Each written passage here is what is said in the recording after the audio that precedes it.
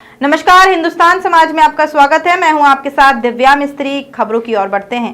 ग्वालियर में एक पिता ने लाइलाज बीमारी से जूझ रही अपनी बेटी की खुशियों की खातिर उसकी शादी अनोखे तरीके से कर डाली।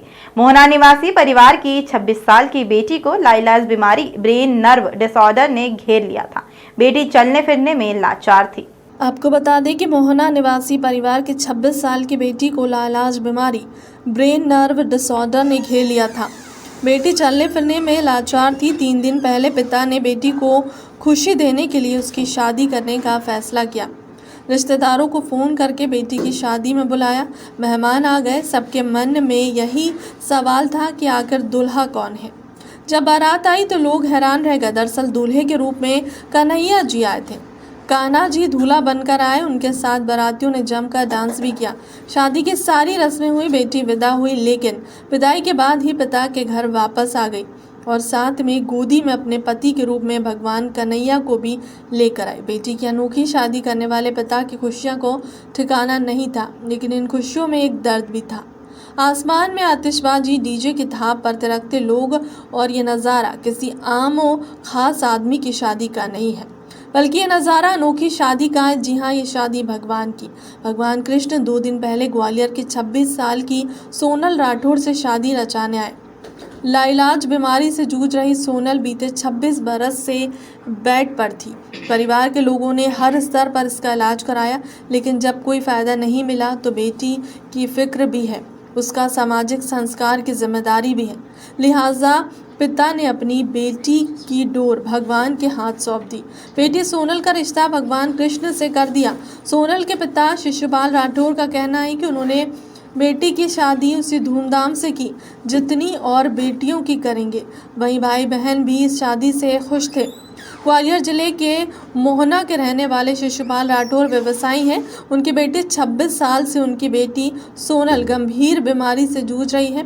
6 तारीख को उन्होंने अपने तमाम रिश्तेदारों को अचानक फ़ोन किया और अपनी बेटी की शादी में 7 तारीख को आने के लिए आमंत्रित किया। रिश्तेदार भी शादी का निमंत्रण पाकर आश्चर्य रह गए। कुछ रिश्तेदारों का कहना था कि ऐसा कौन युवक है जो शारीरिक रूप से अक्षम बेटी से शादी कर रहा है। तो लड़की की बुआ ने चहकते हुए कहा कि अरे, वृंदावन से स्वयं कन्हैया जी आए हैं। सोनल की बहनें भी खुश हैं। उनकी दीदी न सिर्फ दुल्हन बनी बल्कि भगवान कृष्ण जैसे पति मिले। सोनल की बहन का कहना है कि दीदी की खुशियों के साथ उनको जीजा जी के रूप में भगवान कृष्ण मिले हैं। तरह से क्या खुशियों का माहौल था और कैसे लगता है खुशियाँ आपको? तो बहुत सारी बनी थी, बहुत ज़्यादा खुशियों का माहौल था। इतना सोचा भी नहीं था, इतनी ज़्यादा खुशियाँ हुई थी। और फिर जितना अरेंजमेंट हो सका था 2 दिन में बहुत ज़्यादा अरेंजमेंट हो गया था। ऐसे औरों की शादी में साल-सालों से वो होता है, लेकिन दीदी की शादी में 2 दिन में अरेंजमेंट हो गए थे। आई एम वेरी हैप्पी कि मेरे जीजू आ गए, फर्स्ट जीजू हैं मेरे। अच्छा, जो शादी की रस्में होती हैं वो सब पूरी की थी, जैसे जो भी होता है, हाँ, जैसे थालियाँ जो करती सारी हैं। रस्में की थी, हल्दी की, मेहंदी की और माता पूजन, भात वगैरह, फलदान भी हुआ था कृष्ण जी का, सारी अच्छा, रस्में अब की आपके थी। जो जीजा हैं वो कृष्ण हैं, तो आपको कैसा लगता है? मैं बहुत खुश हूँ कि मेरे कृष्ण जी जीजा जी बने हैं। शिवानी राठौर। तो अच्छा लगा इस तरह से जो शादी हुई, अब क्या सोच रहे हैं इसको लेकर? मैं बहुत खुश हुई थी कि मेरी दीदी की शादी हो गई, मेरे जीजू आ गए हैं। मेरा बहुत हैप्पी हुई मैं, बहुत ज़्यादा ही।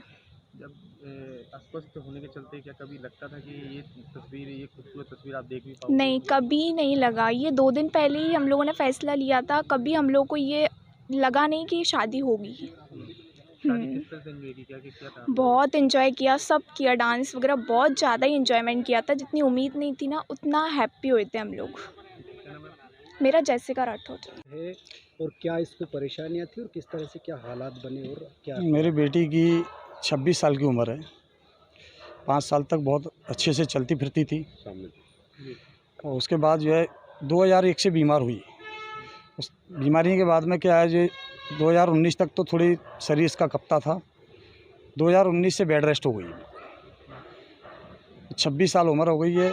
कुछ लोगों ने हमको बोला कि इसकी शादी करके इसका कुंवारापन हट जाएगा और भगवान से शादी करने के नहीं, शादी किस तरह से की, किस तरह से आयोजन हुए, क्या क्या आयोजन हुए, कैसे मन में आपके विचार आया और क्या किया? मन में शादी का विचार आया कान्हा जी से। तो उसकी हमने रूपरेखा सारी जो है ना, बहन हमारे यहाँ जो डलिया लेके आती वो भी लेके आई। हम लोग भी भात मांगने गए। उसके बाद सारे रिश्तेदारों को बुलाया। बुलाने के बाद फिर हमने सारी जो विधियाँ होती हैं शादी की, रूपरेखा सारी रूपरेखाएं उन्होंने की। बैंड से कान्हा जी की बारात मंगाई बड़ी धूमधाम से और बेटी की विदाई भी की। विदाई करने के बाद में कान्हा जी को साथ में रखा, पंडित जी को घर पर भामरा वगैरह का सारा प्रोग्राम हुआ। मतलब बहुत अच्छे से धूमधाम से प्रोग्राम किया, मतलब पूरी इच्छा किया। पूरी इच्छा से।